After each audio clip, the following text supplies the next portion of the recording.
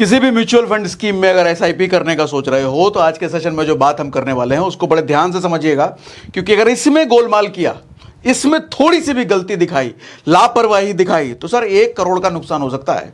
1 करोड़ का आपका जो लाखों या करोड़ों का रिटर्न बन रहा था उसमें बहुत बड़ा अमाउंट घट के आपको मिलेगा, बहुत बड़ा अमाउंट। कैसे, या ध्यान से समझिएगा। आज सर मान लेते हैं 2 दोस्त हैं, एक है अमित और दूसरा है राज। अमित 5,000 रुपए पर मंथ इन्वेस्ट कर रहा है, 30 साल तक करेगा। राज भी वही कर रहा है, 5,000 रुपए पर मंथ इन्वेस्ट कर रहा है, 30 साल तक करेगा। अलग अलग म्यूचुअल फंड में नहीं, सेम म्यूचुअल फंड में, सेम स्कीम में, इवन सेम फंड मैनेजर भी है दोनों का, मतलब डिट्टो सब कुछ सेम है। लेकिन फिर भी अमित को 30 साल बाद सर 3.5 करोड़ मिलेगा, लेकिन राज को 4.4 करोड़ मिलेगा। कैसे? ये आपके साथ भी हो सकता है। आपने जो मान के रखा है कि आपको 20 साल बाद या 10 साल बाद या जो भी आपने कर रखा हो आपको 1 करोड़ मिलेगा, लेकिन वहीं आपका दोस्त, आपका कोई पड़ोसी रिश्तेदार उसी फंड में, उसी स्कीम में इन्वेस्ट करके आप 1 करोड़ लोगे, लेकिन वो 2 करोड़ ले लेगा, तो खुजली कितनी तेज होगी जरा सोचो। आदमी आज के समय में अपने दुख से दुखी नहीं है, दूसरों के सुख से दुखी है। ऐसा अगर हो गया, सोचो कितना बड़ा दुख का बात है। आपको हमको 1 करोड़, उसको 2 करोड़, सेम स्कीम में, ऐसे के सुसाइड कर लेगा आदमी फिर। खैर समझते हैं इसको कैसे होगा। देखो सर, ये होता है एक कॉन्सेप्ट की वजह से, जिस कॉन्सेप्ट को कहते हैं रेगुलर प्लान या ग्रोथ प्लान। एक होता है रेगुलर। आप कोई भी म्यूचुअल फंड स्कीम में इन्वेस्ट करो ना सर, या तो रेगुलर होगा या रेगुलर होगा या डायरेक्ट फंड होगा। Small cap, large cap, flexi cap, कोई भी कैसा भी करो, उसमें रेगुलर और ग्रोथ सब में होता है। एक स्कीम में ये दोनों होगा, जिस भी स्कीम में करो ये दोनों होगा।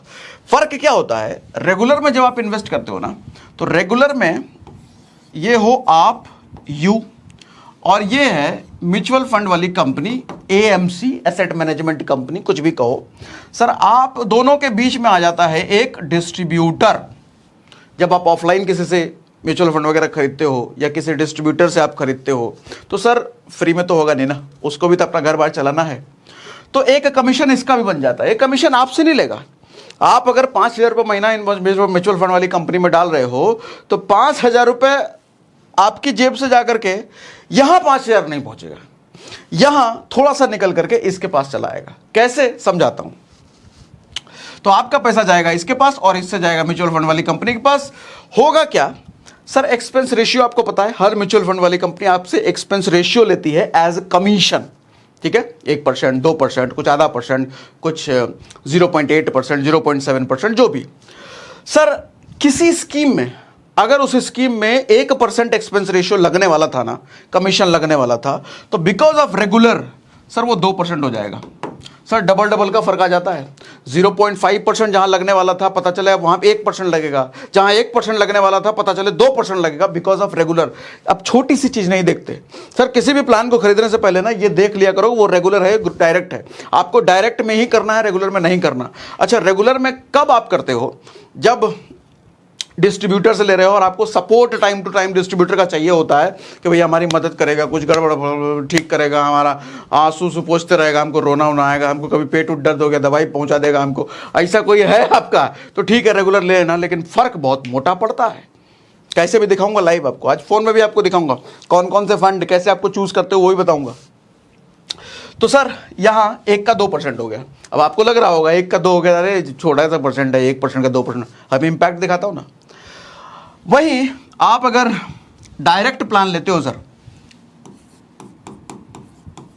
डायरेक्ट, तो डायरेक्ट में आप और म्यूचुअल फंड डायरेक्ट हो, डायरेक्ट, बीच में कोई नहीं है। ठीक है, बीच में गया कोई नहीं, एकदम डायरेक्ट कनेक्शन, रिश्ता दिलों का जुड़ गया। तो उसमें जहां 2% लगने वाला था, अब लगेगा इधर सिर्फ 1%।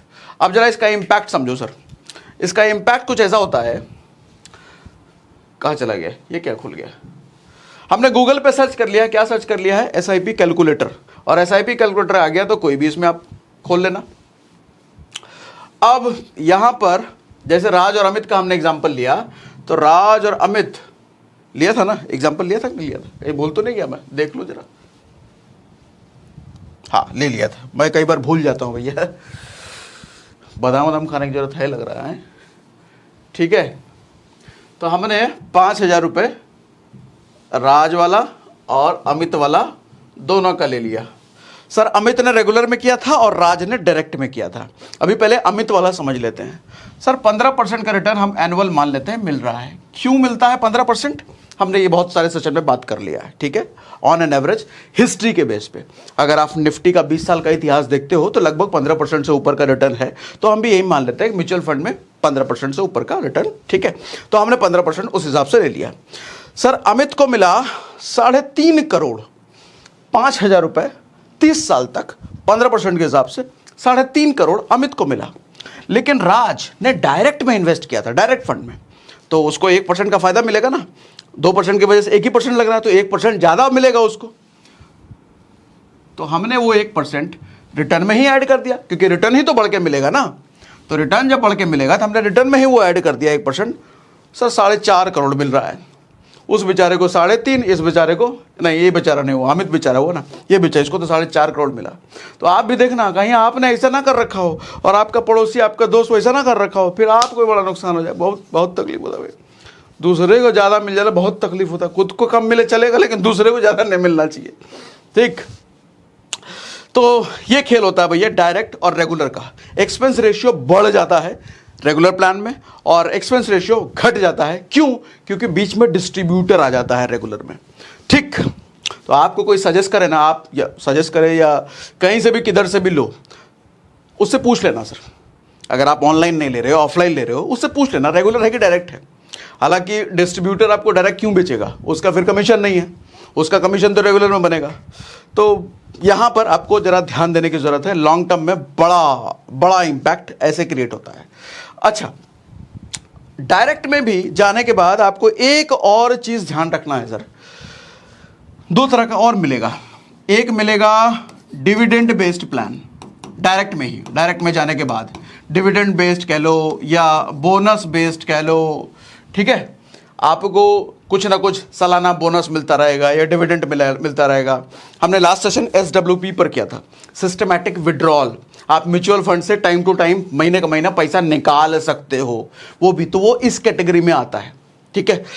लेकिन इस कैटेगरी में जाने का मतलब, चूंकि टाइम टू टाइम आपको पैसा मिल भी रहा है ना, तो आप सोचोगे 30 साल बाद, 40 साल बाद, 50 साल बाद बहुत मोटा फंड, तो मोटा फंड आपको मिलेगा नहीं, क्योंकि टाइम टू टाइम विड्रॉ भी तो हो रहा है, निकल भी तो रहा है।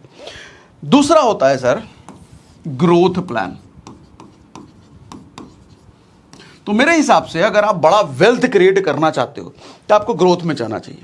अगर मंथली या एनुअली कुछ पैसा आपको चाहिए म्यूचुअल फंड से, तो नो डाउट आप इसमें जाइए, ठीक है। SWP इसी कैटेगरी में आता है।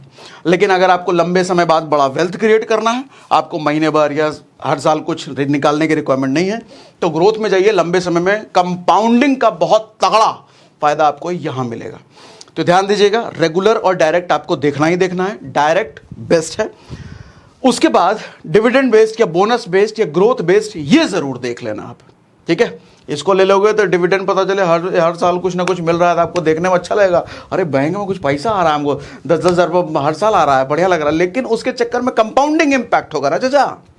लंबे समय तक अगर वो फंड जमा है तो कंपाउंडिंग का फायदा आपको वहां कम मिलेगा।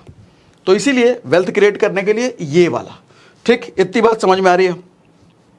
अब जरा मोबाइल पर कुछ चीजें आपको लाइव एग्जांपल करके दिखाता हूं। जैसे इसमें एग्जिट लोड का भी फंडा आता है, एक्सपेंस रेशियो के साथ साथ टैक्स, TDS, वो सब भी बता देता हूं आज के आपको सेशन में।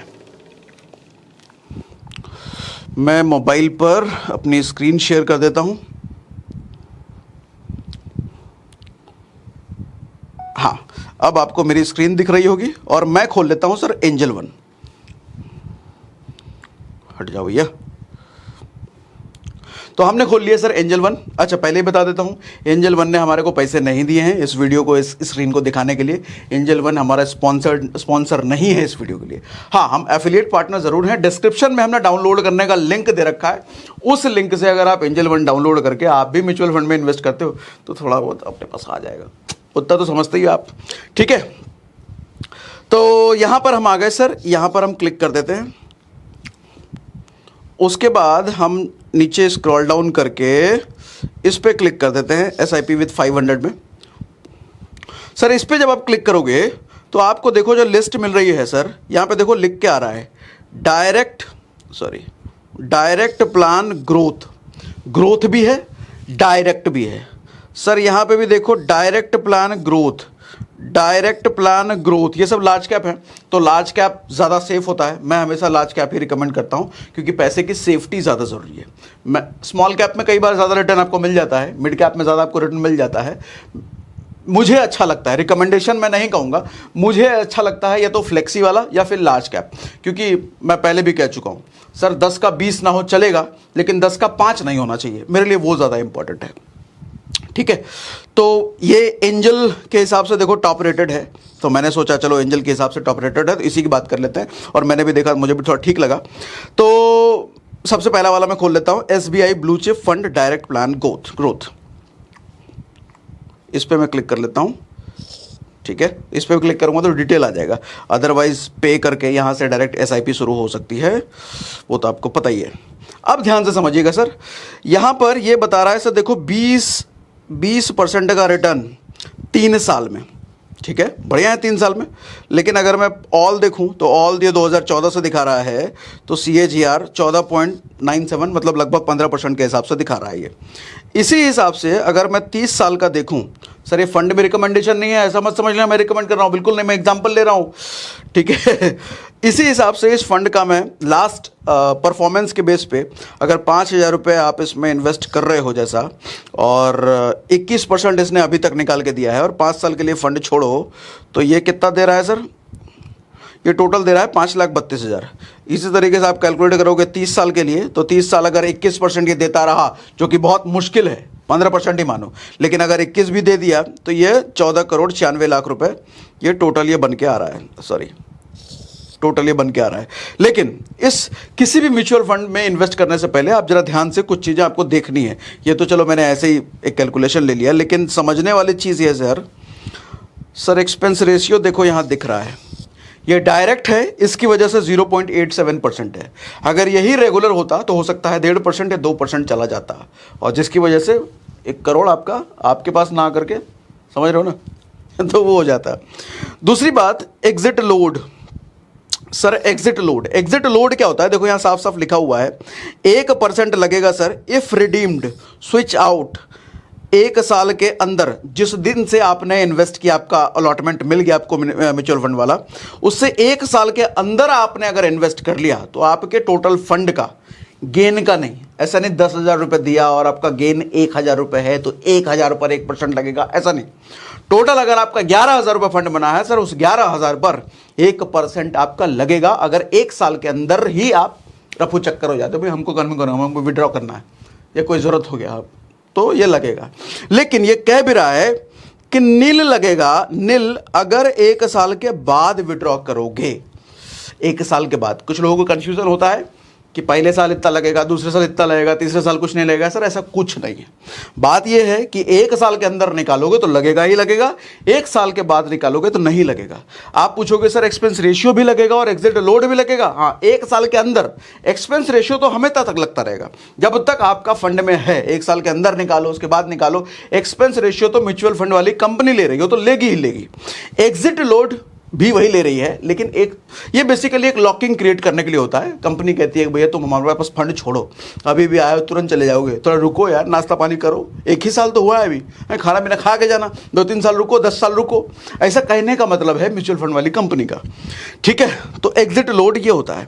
अच्छा, बात टैक्स की, बहुत सारे कमेंट्स में आपने पूछा सर टैक्स क्या लगता है।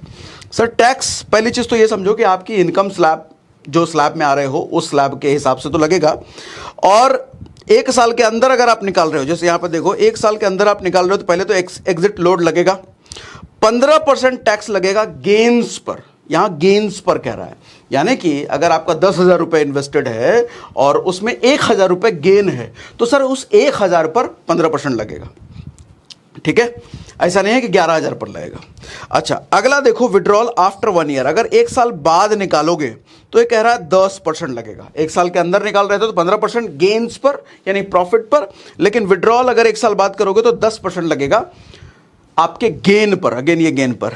और अगर 1,00,000, अच्छा ये अच्छी बात है, ध्यान से सुनो सर, अगर 1,00,000 से ऊपर आपका गेन है, 1,00,000 से ऊपर अगर आपका गेन है तो ही ये 10% लगेगा।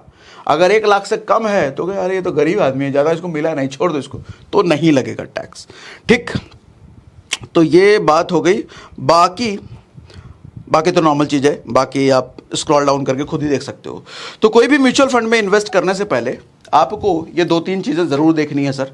वो रेगुलर है कि डायरेक्ट है, ग्रोथ है या डिविडेंड बेस्ड प्लान है, बोनस बेस्ड प्लान है। बाकी स्मॉल कैप, लार्ज कैप वगैरह वो सब तो हमने पहले के सेशंस में क्लियर कर ही दिया है।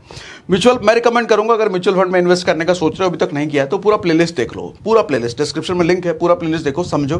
क्योंकि बात अभी भले ही 500 रुपये महीना या 1,000 रुपये महीना या 500 रुपये महीना, 5,000 रुपये महीना हो सकता है, लेकिन लंबे समय में ये सर करोड़ों बन के आने वाला है।